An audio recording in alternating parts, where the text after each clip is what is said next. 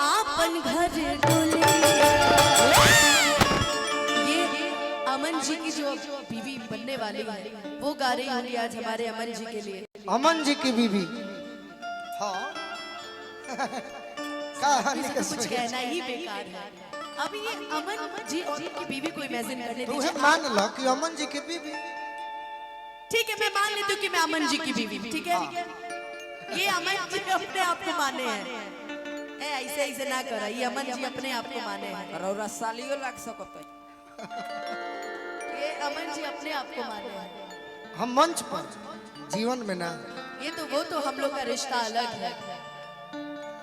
रौरा एक नेता से सड़ुआई न लागो कि बड़ा नीक लागेला अमन जी के बोलिया। ये जब से ले आइल बारे आपन घर डोलिया कि बाटे जुल्म जवानी। कि बाटे जुल्म जवानी चंचा के चकोर बारे साबर दबोर बारे जैसन सोचले रहनी वैसन पिया मोर बारे साबर दबोर। कि थोड़े झर हर पाता कि थोड़े झर हर पातर मोट थोड़े थोड़ बारे साबर दबोर जैसन सोचले रहनी वैसन पिया मोर बारे साबर दबोर बारे हो। अरे कौन गलती कोई नहीं पहिला भेंट में, कौन गलती कोई नहीं पहिला भेंट में। आप जो कह रही हो ये वर्तमान है, ये तो प्रेजेंट टेंस कहता रू, हम फ्यूचर बताओ तनी। हां जी प्रेजेंट में ये होई कि जैसन चहले रहनी वैसन पियावा मोर बाड़े। सही बा रौराइजे रहो तू प्रेजेंट में कहता रू अनुपमा कि जैसन चहले रहनी वैसन बलमा मोर बाड़े। हां जी सावर ना गोर बड़ गोर बाड़े। हम फ्यूचर बताओ तनी तहरा बारे में, तू ये कहबू हमारा से। अरे कि दिया बतियार करी राजा जी असे जिया तो प्यार करी राजा जी, से जिया तो प्यार करी राजा जी।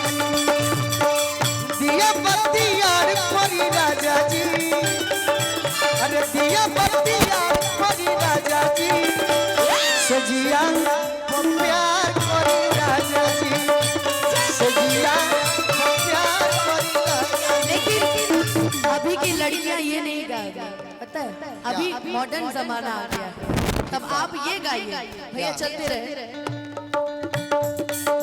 लगाता कोई ही दीवाना हो फोटो पे चुमे ले न जाना। अरे मान ले बिया हमके बहती, मान ले ले भैया। मान ले बिया हमके बहती पगली दिखावे अपन बहती। अच्छा अच्छा पगली दिखावे अपन रहा भाई। बनल चाहतिया श्री महती, हम मॉडर्न वाला कहो। चाहतिया श्री महती पगली दिखावे अपन बहती। दिखावे रहा भाई।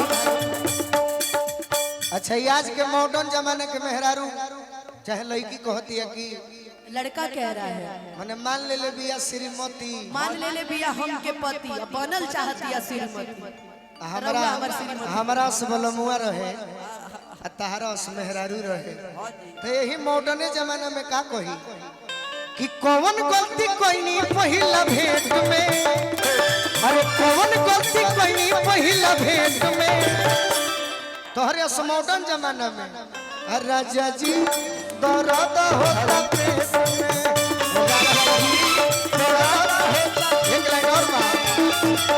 मजा नहीं मिले चॉकलेट में, मजा नहीं मिले चॉकलेट में, मजा नहीं मिले चॉकलेट में। काहे कि राजा जी दर्द होता पेट में, राजा जी दर्द हमार शिव प्रसन्न जी हैं भैया भैया के मित्र आइल बनी का डॉक्टर हिमांशु जी हैं हमारा गोपाल चाचा जौन बानी भोजपुरी जगत के स्वर सम्राट हाँ जी वहाँ के दामाद जी हैं अपन हम बहुत बहुत स्वागत करब यहाँ के तो हमारे जीजा जी भैनी भाई हमरो जीजा जी हाँ तो जीजा जी खातिर कुछ कह कही अब जीजा जी खातिर हम हिमांशु जी के फरमाइश बा हिमांशु जी के फरमाइश बा ई तू गा सकतरी कि आज हम पहिला मिलना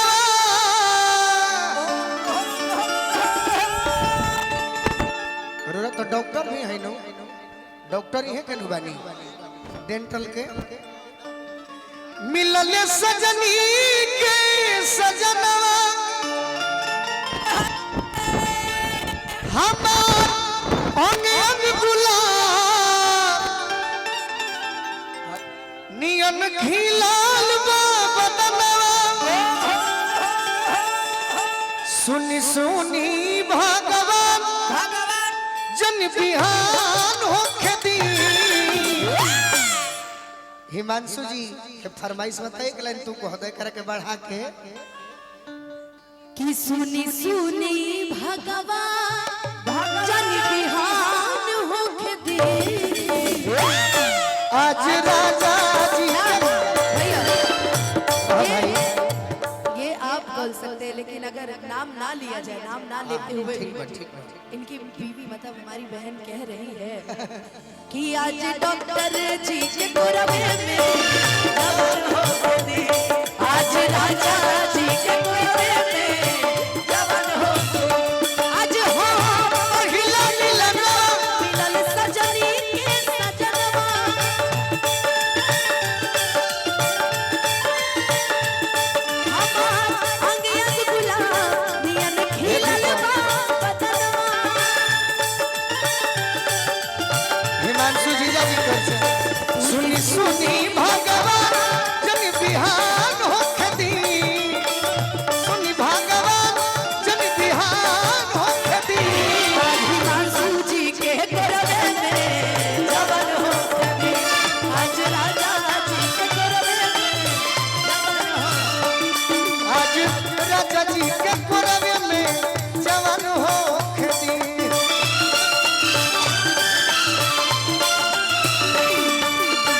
राजा जी के ओठवा में ओठ जब साथी राजा जी के भुक भुक बारी हमारा दिलवा के बाती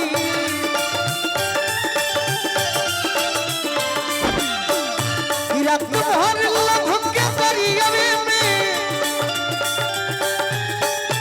रात भर लभ के दरियावे में नेहान होके दी आज डॉक्टर